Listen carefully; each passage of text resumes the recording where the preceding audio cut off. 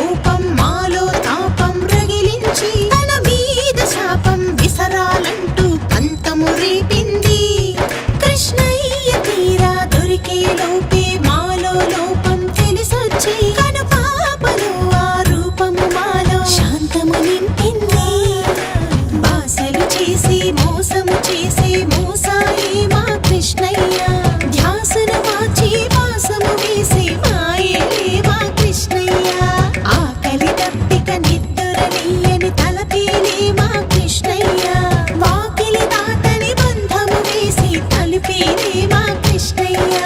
బృందావనమున చేరాడయ్యా నల్లా నల్లని కృష్ణయ్య, గోపిక మనసును దోచాడయ్యా నల్లా నల్లని కృష్ణయ్య.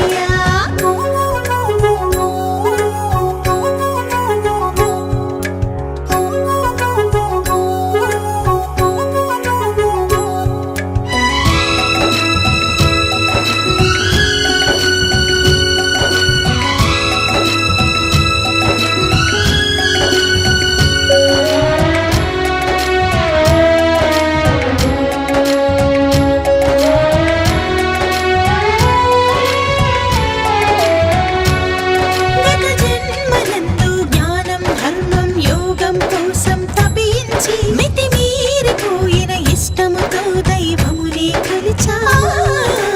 దైవమందలి ఇష్టము మదిలో ఆఖరి ధ్యాసై మరణించి మరు జన్మమందు గోవిందునికి గోపికలైనాము. తొలిసారి చూసిన కృష్ణుని రూపం కన్నుల నీరై ద్రవించి ప్రతిసారి తననే చూడాలంటూ మము ముంచేసింది. గిరిధారి స్పర్శకు నోచిన దేహం హృదయపు అలలై పులకించి ఆ దారికపై అతడేనంటూ ముందుకు తోసింది. సౌభాగ్యముగా శరీరాలతో పొందిన సుఖమే కాదయ్యా, కృష్ణుని వద్ద దొరికిన సుఖము భక్తి భాగ్యమే కనవయ్యా. జగతిన పుట్టిన జీవులు అంతా స్త్రీలేనంటూ కృష్ణయ్య, పురుషోత్తముడు తానేనంటూ ప్రకటించాడు కృష్ణయ్య. గీతా జ్ఞానము బోధించాడు నల్లా నల్లని కృష్ణయ్య, రాతలు మార్చి రారాజయ్య నల్లా నల్లని కృష్ణయ్య.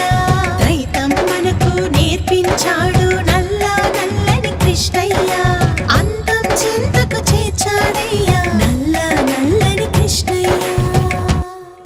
అందాడేమో అనుకుంటాము నల్లా నల్లని కృష్ణయ్య.